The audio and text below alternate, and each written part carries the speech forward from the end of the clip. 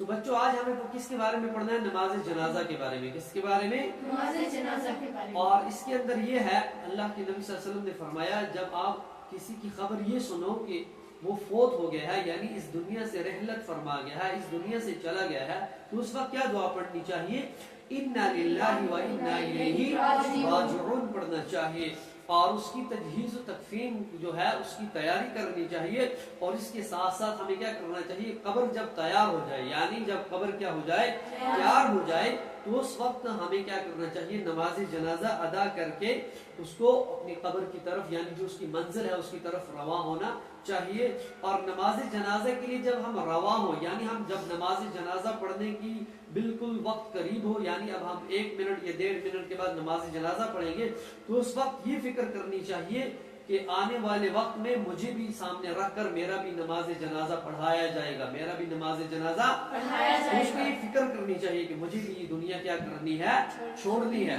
تو اس کے لیے ہے نماز جنازہ جو ہے یہ فرض کفایہ ہے. کیا ہے نماز جنازہ جو ہے یہ کیا ہے؟ فرض کفایہ.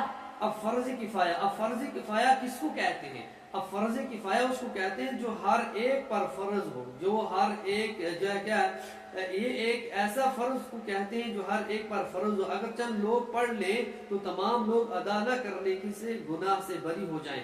یعنی یہ ایسا ہے, ایک ہوتا ہے فرض عین ہوتا ہے یعنی جب تک وہ خود اس کو ادا نہیں کرے گا وہ گنہگار ہے. جیسے ہمیں 5 وقت کی نماز پڑھنی ہے, جیسے آج ہمیں فجر کی نماز تھی, اب ظہر کا وقت قریب ہے, اب ظہر کے وقت ہر ایک اپنی اپنی جب تک نماز نہیں پڑھے گا تو اگر وہ کہے گا نہیں جی میرے بدلے میں تو پڑھ لے, یہ اس کی بدلے سے ادا نہیں ہوگی کیونکہ اس کے اوپر کیا ہے؟ فرض عین ہے. اب فرض کفایہ ایسا فرض ہے جیسے ہم نماز جنازہ پڑھ رہے ہیں آج, نماز جنازہ اگر گاؤں میں سے 2 آدمی یا 4 آدمی یا 1 آدمی شریک ہو گیا تو وہ سب اس گاؤں والوں کی طرف سے کیا ہو جائے گا؟ ادا ہو جائے گا. اس کو کہتے ہیں فرض کفایہ. کیا کہتے ہیں؟ فرض عین اور فرض کفایہ میں یہ فرق ہے. اب یہ ہے مسلمان میت کے انتقال پر 4 چیزیں فرض کفایہ ہیں. کتنی ہیں؟ 4 چیزیں.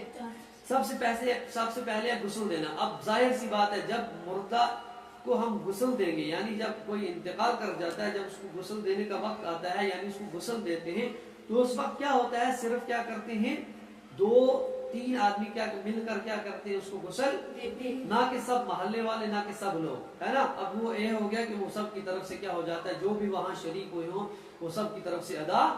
دوسرا ہے کفن پہنانا. اب ظاہر سی بات ہے کفن بھی یہی 2-4 آدمی پہناتے ہیں. اب تیسرا ہے نماز جنازہ کی نماز پڑھنا یعنی جتنے لوگ بھی شریک ہیں وہ سب نماز جنازہ پڑھیں گے, کیا فرض کفایہ ہے. اب چوتھی چیز ہے اس میں دفن کرنا. کیا ہے؟ جب ہم دفن کرنے کے لیے میت کو قبر میں لے جاتے ہیں یعنی قبر میں اتارنے کے لیے ہم جیسے ہی مردے کو اٹھاتے ہیں وہاں پر 2-3 آدمی مل کر اس کو قبر کے اندر کیا رکھتے ہیں؟ قبر کے اندر رکھتے ہیں, نہ کہ سارے لوگ ہاتھ مت لگاتے ہیں. تو اس لیے یہ چیزیں کیا ہے؟ فرض کفایہ. اب میت کی نماز جنازہ کے اندر میت کے انتقال پر کتنی چیزیں فرض کفایہ ہیں؟ 4 چیزیں. کتنی چیزیں ہیں؟ نمبر 1 غسل دینا, نمبر 2 کفن پہنانا, نمبر 3 ہے جنازہ کی نماز پڑھنا, نمبر 4 ہے دفن کرنا. اب ہے کسی مسلمان کے فوت ہو جانے پر اس کی تجہیز و تکفین میں شریک کرنا اور نماز جنازہ ادا کرنے کے بعد اس کو قبر میں دفن کرنے تک وہاں موجود رہنا بڑے ثواب کا باعث ہے. رسول اللہ صلی اللہ علیہ وسلم نے ارشاد فرمایا جو شخص جنازے میں شریک ہو کر صرف نماز جنازہ پڑھے تو اس کو 1 قرات ثواب ملے گا, اور جو شخص جنازہ کی نماز پڑھنے کے بعد دفن میں شریک ہو تو اس کو 2 قرات ثواب ملے گا.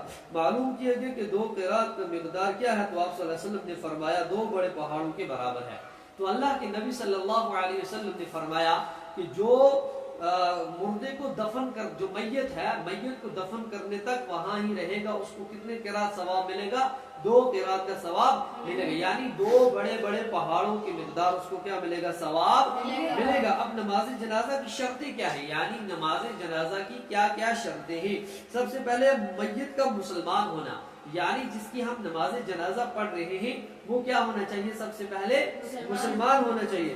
دوسرا یہ ہے کہ میت کا پاک ہونا یعنی جب ہم اس کو غسل دے کر نماز جنازہ پڑھتے ہیں, نہ کہ ہم غسل دیے بغیر اس کی نماز جنازہ نمبر 1 ہے میت کا پاک ہونا، نمبر 1 ہے میت کا مسلمان ہونا، نمبر 2 ہے میت کا پاک ہونا، نمبر 3 ہے کفن کا پاک ہونا، یعنی جو ہم نے اس کو پہنایا کفن ہے وہ کفن بھی کیا ہونا چاہیے؟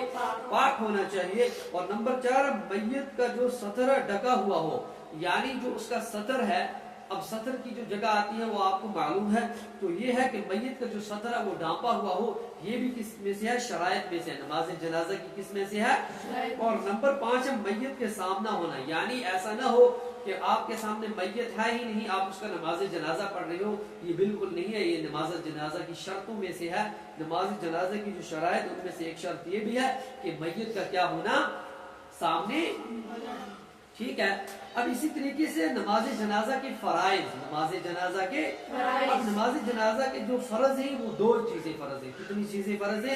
سب سے پہلے 4 تکبیریں، یعنی اللہ اکبر جو ہم کرتے ہیں، یہ تکبیر کہنا، یہ 4 تکبیریں پڑھنا، یہ کیا ہے؟ فرض ہے۔ 4 تکبیریں کہنا کیا ہے؟ فرض ہے۔ دوسری کی چیز کیا ہے؟ قیام کرنا، یعنی کھڑا ہونا۔ کھڑا ہونا اس کو قیام بھی کہتے ہیں، یعنی قیام ہونا، یعنی جب ہم مردے کے پیچھے سامنے کھڑے ہوتے ہیں تو یہ کیا ہوتا ہے؟ فرض ہے۔ قیام کرنا کیا ہے؟ فرض ہے۔ اور دوسری چیز ہے 4 مرتبہ تکبیر کہنا، یہ بھی کیا ہے؟ فرض ہے۔ نماز جنازہ کی سنتیں کیا ہے؟ ثنا پڑھنا، اللہ تعالیٰ کی حمد و ثنا کرنا، یعنی جب ہم شروع کرتے ہیں اللہ اکبر کہہ کے تو ہم سب سے پہلے کس سے شروع کرتے ہیں؟ ثنا سے، تو یہ کیا ہے؟ سنت ہے۔ کیا ہے؟ دوسری چیز ہے درود شریف پڑھنا، یعنی ہم دوسری تکبیر کے بعد کیا پڑھتے ہیں؟ درود شریف، یہ بھی پڑھنا کیا ہے؟ سنت ہے۔ کیا ہے؟ تیسری چیز ہے میت کے لیے دعا کرنا، یعنی ہم اللہم اغفر لی حینا جو پڑھتے ہیں دعا، یہ دعا پڑھنا بھی کیا ہے؟ سنت۔ اب پتہ چلا نماز جنازہ کی سنتیں کتنی ہیں؟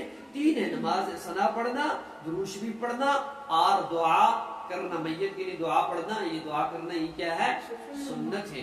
اب ترکیب کیا ہے نماز جنازہ کی؟ میت کو آگے رکھ کر امام اس کے سینے کے برابر کھڑا ہو جائے۔ نماز جنازہ میں شریک سب لوگ میت کے لیے دعائے مغفرت کرنے کے ارادے سے نماز جنازہ کی پڑھنے کی نیت کریں، یعنی جب ہم نماز جنازہ پڑھنے جائیں، یہ ہے جنازہ کی نماز، یعنی میت کی نماز جو ہم پڑھ رہے ہیں کس کے لیے پڑھنی چاہیے؟ ہمیں یہ نیت ہونی چاہیے کہ ہم اس کی مغفرت کے لیے، یعنی اس کی جو ہے معافی تلافی کے لیے ہم اس کی نماز جنازہ پڑھ رہے ہیں، یہ ارادہ ہونا چاہیے۔ نماز جنازہ دراصل میت کے لیے دعائے مغفرت ہے۔ کیا ہے؟ دعائے، یعنی جیسے ہمارے گھر میں ہمارا کوئی پڑوسی ہے، جب دنیا سے کوئی چلا جاتا ہے اس کے پیچھے ہم کیا کرتے ہیں؟ دعا کرتے ہیں، یا اللہ اس کی قابل مغفرت فرما، اس کو اعلیٰ درجات بلند فرما، اس کی ہر ایک گناہ کو، ہر ایک کوتاہی کو، ہر ایک جو بھی اس کی غلطی کوتاہی ہے اس کو کیا کر؟ معاف کر۔ اب یہ پتہ چلا کہ نماز جنازہ کیا ہے؟ مغفرت کے لیے، میت کے لیے مغفرت دعا ہے۔ مغفرت کیا ہے؟ مغفرت کے لیے ہم دعا کرتے ہیں۔ نیت کر لینے کے بعد دونوں ہاتھ کانوں تک اٹھا کر تکبیر تحریمہ کہیں اور ہاتھ باندھ لیں، ثنا پڑھیں۔